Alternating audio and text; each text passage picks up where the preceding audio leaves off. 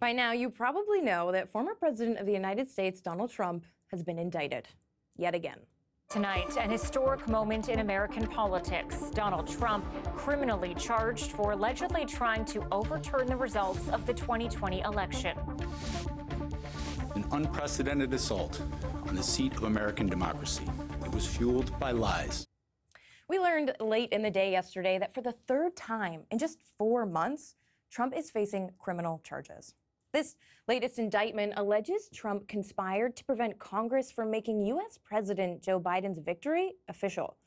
It also alleges Trump conspired to deny voters their right to a fair election. And that stems from the storming of the U.S. Capitol on January 6, 2021. USA! USA! USA! 50 be advised, Capitol Police 1 advised they're trying to breach and get to the Capitol. Us here today do not want to see our election victory stolen by emboldened radical left Democrats, which is what they're doing, and stolen by the fake news media. That's what they've done and what they're doing. We will never give up. We will never concede. In the indictment, prosecutors say Trump knew his claims that the election was stolen were false, but repeated them anyway to, quote, create an intense national atmosphere of mistrust and anger and erode public faith in the administration of the election. The document also shows that senior officials advised Trump several times that the results were legitimate.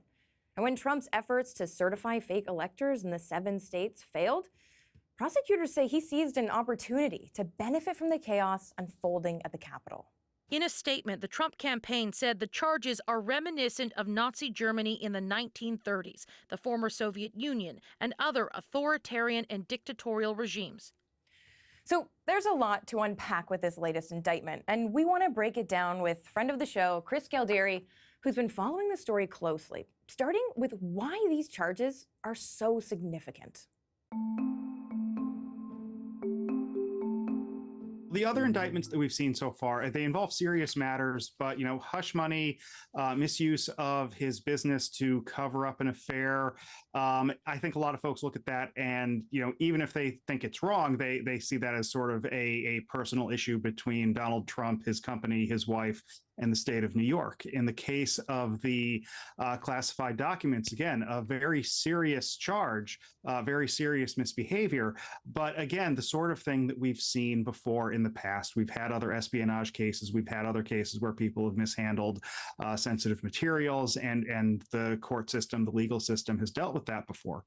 What we have here is something that is literally unprecedented in American history, namely a president who lost his bid for re-election and conspired to stay in office anyway. In other words, he tried to strike at the heart of the idea of self-government, that once the political process has completed its mission and chosen a new president, that's it. That stands.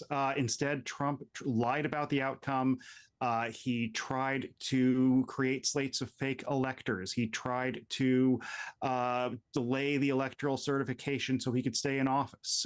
Based on this indictment, it looks like there was planning for the demonstrations that would have followed had his efforts on January 6th succeeded. So, this is just, an extraordinarily serious charge because it is basically Donald Trump versus American democracy.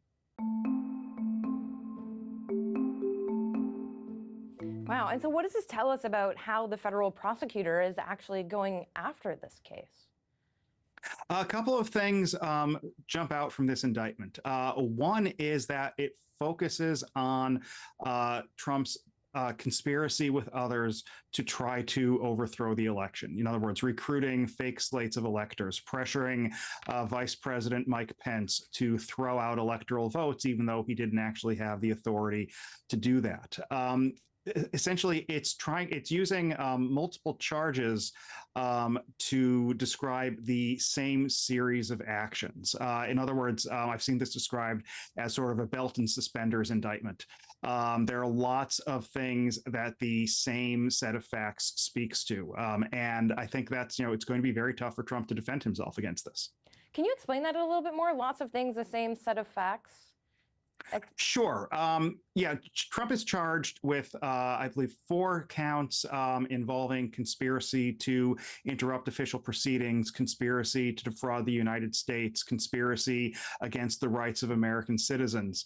But all of those charges describe the same basic set of actions that Trump took. His efforts from basically before Election Day 2020, including his statement on the night of the election that he had won. His statements after Joe Biden had won saying, well, no, he didn't. There was voter fraud. There was this, there was that. Essentially, what this indictment does is say that all of that behavior violated the law in multiple ways. And I think that is very much the sort of thing a prosecutor does when they want to have as many opportunities for a jury to find someone guilty as they can. He faces 2 other indictments, and those don't seem to have affected his supporter base at all. So how do you think this one will? Like, will this be any different? I'm really skeptical that it will be. I think, the story of the last 8 years has been wondering if this is the thing that is going to lead to a catastrophic collapse in Donald Trump's support. And so far, that has never happened. He has a dedicated core of supporters who make up probably somewhere between 40 and 50% of Republican primary voters who simply are, invulnerable to scandal, to impeachment, to investigations, to indictments. You could call them always Trumpers. If Trump is on the menu, that's what they want. Wow. This one, could it be different? I suppose it's possible, but until you start to see Trump's opponents for the Republican nomination really start to attack him on this, really start to criticize him on this, I think that's really unlikely. And if you look at what folks like Ron DeSantis and Tim Scott have said in the wake of this indictment coming down yesterday, they're not attacking Trump. They're talking about the weaponization of the Department of Justice and promising to pardon Trump if they win the election. These are not the sorts of things that are going to lead rank and file Republican primary voters to think, gosh, there's something wrong here. Maybe I should look at a different option. And so then what does this mean for Trump running in the election? Well, it does a couple of things. First, it means that the election in the fall, assuming he's the Republican nominee, is not going to be about Joe Biden. It's not going to be about Joe Biden's record in office. It's not going to be about the state of the economy. It's basically going to be about Donald Trump and January 6th. And if I am any other Republican running for office next year, running for the House, running for the Senate, that would concern me. Donald Trump's actions on January 6th were extraordinarily unpopular. They did not have broad support beyond Trump's most dedicated fans. Essentially, the fall of 2024 is going to be spent not talking about President Biden's record so much as it is as whether Donald Trump will have the opportunity in a second term as president to make the charges against him go away. And that is just something that we have never seen before in the history of American presidential elections. Wow, well, it'll be interesting to see how that all unfolds. Chris Galdieri, thank you so much. Thank you for having me. Thanks. So, of course, these aren't the first charges against Trump, and we wanted to revisit an episode now that we did about the classified documents case from back in June.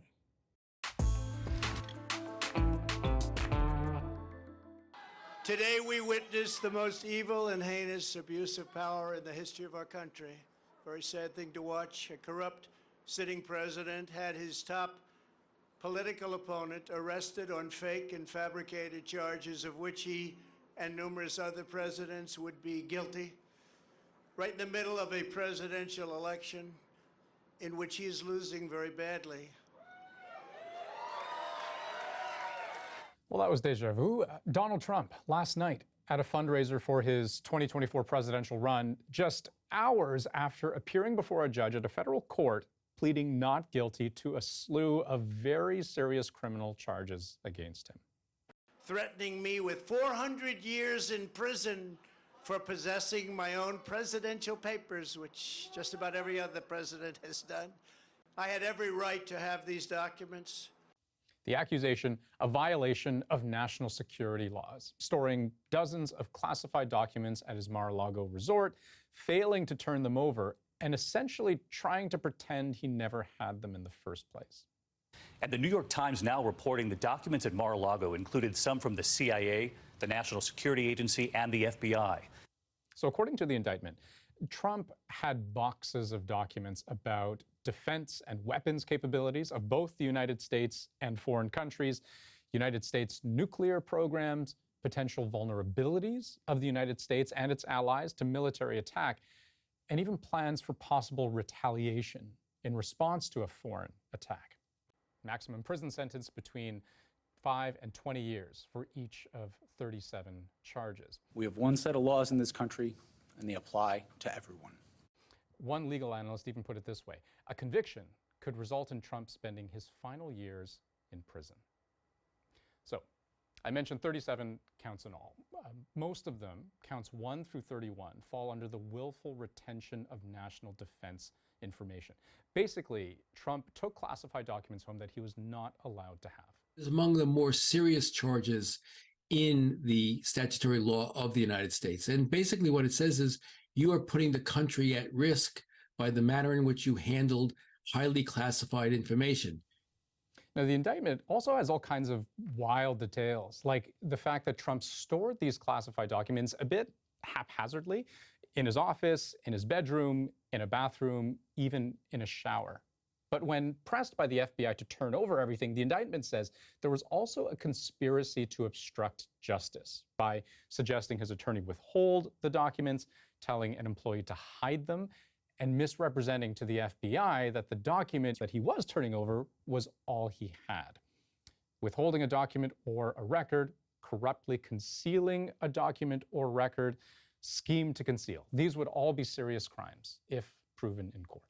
Obstruction of justice charge is probably the most easily proved by the prosecutors, and it also indicates a criminal mindset that is really sort of profound. That is, this president received a subpoena for defense information that he was not entitled to receive.